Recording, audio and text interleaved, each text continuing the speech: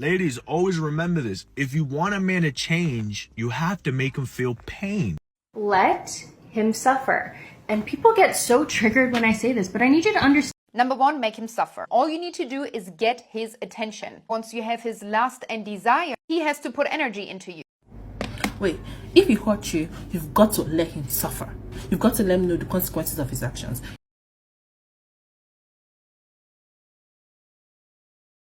Number one, make him suffer. All you need to do is get his attention. Once you have his lust and desire, he has to put energy into you. The key here is to not make that process easy for him. He needs to pursue you. He needs to reach out first. He needs to chase. He needs to put energy, time, resources, money into you in order to win you over. Make him suffer. Stress him out and keep him on the edge of his seat. A man, if you want him to fall in love with you, needs to go through the whole process of pursuing you and chasing and putting energy into you to spike his testosterone and vasopressin. This is where a lot of you go wrong, because you want to make this whole process easy for him because you love him so much and he's so handsome and so charming, so you want to make it easy. You're always available for him, and you're not understanding that you're actually diffusing the entire fun of the chase. This is why a lot of men have fun with you for like 2-3 weeks of dating you, and maybe there's some chemistry and a spark, but then all of a sudden it's boring for them and they will look for another option because you diffused the chase and made it too easy for him. Step number 2, he needs to release oxytocin. Oxytocin is the bonding hormone, and this easily is released within us women when we kiss and cuddle and when we're in the presence of the men that we love. For men, it's very different. They bond with women when they can do things for her and can be the man, the testosterone-fueled man, the knight on the white horse that can problem solve for you. This is where a lot of men want to go the extra mile for you.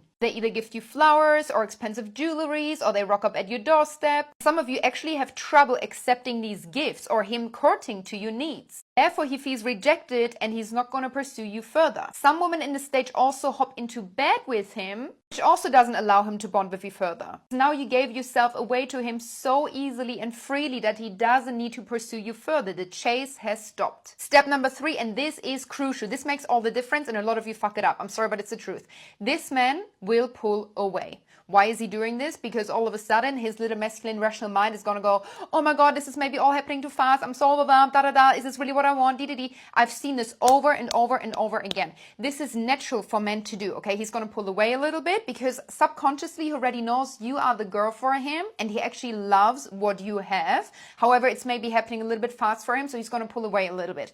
Now this is crucial. Okay, if you notice this happening, that a man is pulling away, maybe he doesn't call you as regular anymore. Maybe his messages are getting spaced out a little bit, right? It is so important for you to stay put where you are. Do not become anxious like the golden retriever chasing him, reaching out first, all of a sudden wanting to do date nights, all of a sudden you become the masculine part and arranging everything and planning dinner dates. No, you pushing him away into another woman's arms. Stay in your spot. Surrender to the absence and let this man figure out how amazing of a woman you are and let him come your way again. Men do this to also test you in terms of how emotionally committed you are. Okay, they're smart and they play dumb. They pull away to see how quick you are to jump as soon as you sense his absence. So don't give that to him. Let this man come to you. You are welcome. Ladies, always remember this. If you want a man to change, you have to make him feel pain. And how do you do this? You do this by breaking up with him, by ghosting him, by not talking to him. That's it. Your silence is your power. Your silence is your answer, right? Your distance, him not having access to you. What do I mean by that? It means like you've done so much in this relationship. You show him so much love. He still cheats on you. He still treats you like shit. But now it's time to leave. Now he's going to feel what it feels like to not have you. He's going to cry. He's going to chase you. That's fine. He has to feel that pain for a little bit. And that doesn't mean you have to go out and start fucking dudes. You're confident. You're smart. You know, I don't need to do that because I know you're going to come back and I'm going to make you feel pain for a little bit because you didn't know what you had now until you lost it. And that's that simple. Yeah. Type. Men like pain and a bit of chaos. They do. They don't care if you're nice. They don't care if you say you're whole. They don't care about any of that. It's boring to them. They get whatever they want out of these women that are so nice and understanding. No, you have to inflict pain. You have to inflict pain. You know how you reject a guy that you don't like or find attractive. What does he do? he comes to you even stronger because you inflicted pain on him now. You reject him. They don't like rejection. So they keep on coming to you. They keep on chasing you until you change your mind. Okay? You have to be the same way with a man that you do like. One minute you like him, the next you don't. One minute you're kind to him, and then the next you're not kind. He's going to be in confusion, but he's going to always want to find some way to get on your good side because he's not getting his way. He's not used to that. You have to inflict pain. That's what they really want. You have to give them a bit of chaos. You have to give them a bit of fantasy because they're in reality. They don't want to be in reality. They want fantasy. They want chaos. Let him suffer. And people get so triggered when I say this, but I need you to understand. Men don't fall in love with women based on all the things that she did for him. She cooked for him, she cleaned for him, she moved across the country for him. No. Men fall in love with women who are self-focused, women that put themselves on the pedestal, women who are inconvenient, women who slightly stress them out. And let me explain. Women who put themselves on the pedestal, women who hold themselves in a high regard, they are always willing to walk away. They're always going to put themselves first. And men are drawn to that because they know I have to be on my best behavior and I need to continue to up my game to even keep a woman like that. When women are inconvenient, when women present a mental challenge for them, that is how men fall in love. Men don't fall in love through what you do. Men fall in love through the commitments they make to you, and women who slightly stress them out. And so before you bend over backwards trying to make his life easier, focus on making his life better and make him suffer just a little bit. When I was dating, I remember I would tell the guys, I don't want to taint your soul. And I don't know, maybe they thought that I was trying to be mysterious or sexy or, funny, but I was serious. What does it mean when your soul is tainted exactly? Well, when your soul is tainted, it is a mark on your emotions because you failed to conquer what you set out to conquer, which results in disappointment. It results in disappointment, or you get hurt or harmed because your expectations weren't met, or you feel like you might have been disregarded, disrespected in some type of way due to whatever mindset or beliefs that you already have going on in your own brain. And they go unresolved because there is no resolve. And so it's an experience that you had, and it just is what it is. And me knowing this, and me also knowing that men are very emotionally vulnerable because they don't really have an avenue to express their emotions like we do. They are emotionally stunted collectively. This means that if anything happens that they feel like should have been within their grasp or their control, if it doesn't go the way that they want it to go, especially when they feel like they've been vulnerable, okay? Again, they don't have this emotional thing collectively, previously, in the past. I don't know. I think they still might have a problem with this, but that's neither here nor there. But when these things happen to the mind, and the emotions and the body, especially when they're being vulnerable, it can cause a tainting on the soul where they go on and they are now they feel resentment or, just a sense of loathing from the experience. Now, I would say that I don't want to taint their souls because I also knew that men who were willing to be vulnerable and give their hearts over, even though they were toxic a lot of the time, they expected for you to be this ideal of whatever society said that a woman should have been.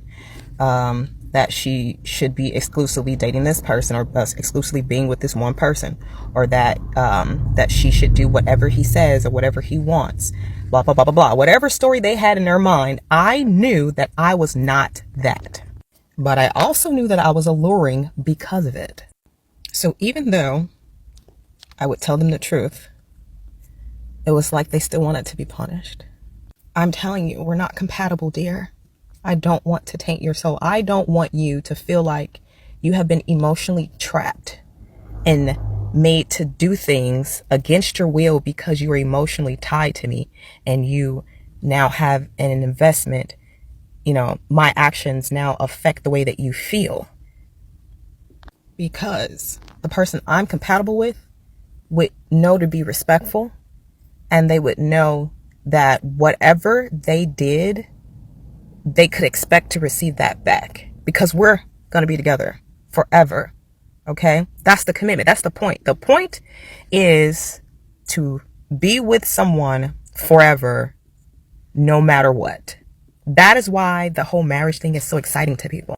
That is why people cheer and jump up and down. That is why it is a celebration, because the point is to be together no matter what. And there are so many things in the human experience that would make you want to leave this person.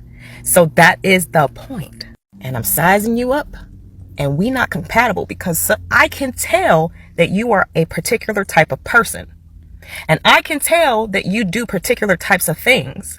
And so I know that if I did the same things that I can tell that you do, if you did them to me, and then I turned around and did them back to you, you would die. You would forever resent me. You would forever be angry unless you, of course, learn to grow up and get over yourself and stop treating people the way that you don't want to be treated, of course. Otherwise, I'm crashing your world. Your ego's gonna die here. You're not gonna have any, whatever shaky ground that you were standing on before is gonna be broken and crumbled. It's not going to exist anymore. Your very foundation is going to be rocked if you come over here playing with me. So, I don't know what made me think about that, but I just wanted to share.